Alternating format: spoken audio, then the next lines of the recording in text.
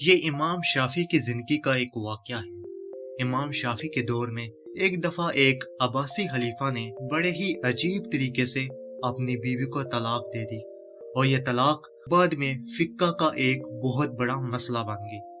بادشاہ سلامت ایک دفعہ اپنی ملکہ عالیہ کے ساتھ بیٹھے ہوئے تھے کہ بادشاہ نے اچانک ہنسی مذاق میں اپنی ملکہ سے پوچھ لیا کہ تمہیں میری شکل کیسی لگتی ہے۔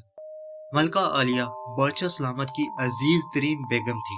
وہ شوخی میں آ گئی اور انہوں نے شوخی میں آ کر بادشاہ سلامت کو بول دیا، آپ مجھے شکل سے جہنمی لگتے ہیں۔ یہ فقرہ سننے کے بعد بادشاہ سلامت کو غصہ آ گیا، اور انہوں نے غصے کے عالم میں ملکہ عالیہ کو جواب دیا کہ اگر میں تمہیں شکل سے جہنمی لگتا ہوں تو میں تمہیں 3 طلاقیں دیتا ہوں۔ ملکہ عالیہ نے یہ سن کر رونا دھونا شروع کر دیا، اور بادشاہ سلامت کو بھی چند لمحے کے بعد ہی اپنی غلطی کا احساس ہو گیا۔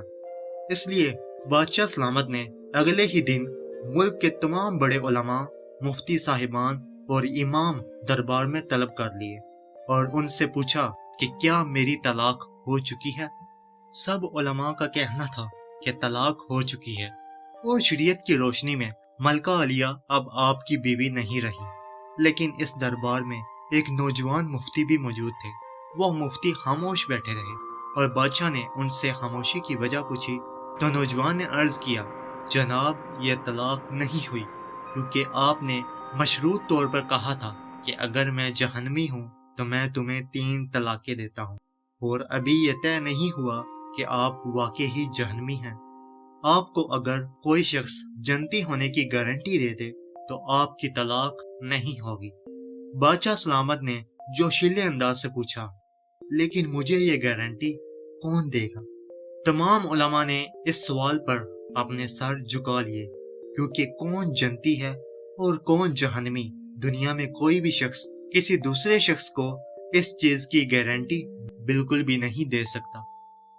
نوجوان مفتی نے جب سب علماء کو خاموش دیکھا تو بادشاہ سلامت سے مخاطب ہو کر کہا، بادشاہ سلامت، میں آپ کو جنتی ہونے کی گارنٹی دے سکتا ہوں، لیکن یہ جاننے کے لیے میں آپ سے ایک سوال پوچھوں گا۔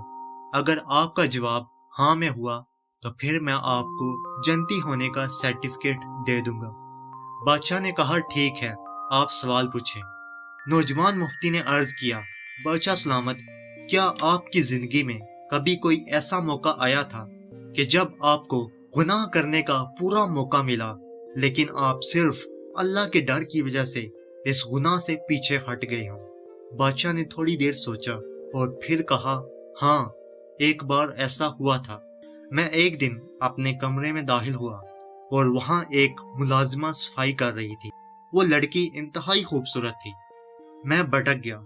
میں نے دروازہ اندر سے بند کر دیا اور لڑکی کی طرف بڑھا۔ لڑکی نے چلا کر کہا، اے بادشاہ، اللہ سے ڈرو، وہ تم سے زیادہ طاقتور ہے۔ میں نے جب یہ سنا تو میرے اوپر اللہ تعالیٰ کا خوف طاری ہو گیا۔ میں وقت کا بادشاہ تھا۔ وہ لڑکی میرے کمرے میں بند تھی، اور اس وقت شاید دنیا کا کوئی بھی انسان مجھے برائی کرنے سے روک نہیں سکتا تھا، یعنی مجھے اس وقت گناہ کرنے کا پورا موقع ملا تھا، لیکن میں نے صرف اللہ کے ڈر اور خوف کی وجہ سے دروازہ کھول دیا اور لڑکی کو جانے کی اجازت دے دی۔ یہ واقعہ سن کر نوجوان مفتی مسکرائے، اور انہوں نے سورۃ نازعات کی آیت نمبر 40 کی تلاوت فرمائی، جس کا ترجمہ کچھ یوں ہے، جو اپنے رب کے سامنے کھڑا ہونے سے ڈر گیا اور اس نے اپنے نفس کو خواہشات میں پڑنے سے بچا لیا تو ایسے شخص کا ٹھکانہ جنت ہوگی۔ اس کے بعد نوجوان مفتی نے عرض کیا، بادشاہ سلامت، میں آپ کو گارنٹی دیتا ہوں کہ آپ جنتی بھی ہیں اور آپ کی طلاق بھی نہیں ہوئی۔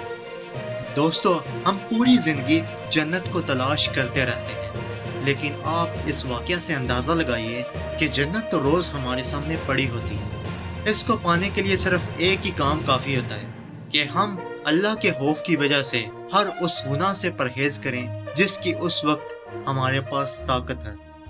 دوستو، رمضان المبارک کا آغاز ہو چکا ہے۔ اگر ہم اس رمضان میں صرف اور صرف یہ وعدہ کر لیں تو بنو عباس کے اس خلیفہ کی طرح ہمیں بھی دنیا میں جنت کی گارنٹی مل جائے گی۔ ہم یہ وعدہ کر لیں کہ ہم آج سے صرف اللہ کے خوف کی وجہ سے اس گناہ سے پرہیز کریں گے جو ہم کر سکتے ہیں، اور کوئی شخص ہمیں اس گناہ سے روک نہیں سکتا۔ تو یقین کیجئے ہمیں مزید کسی گارنٹی کی ضرورت نہیں پڑے گی۔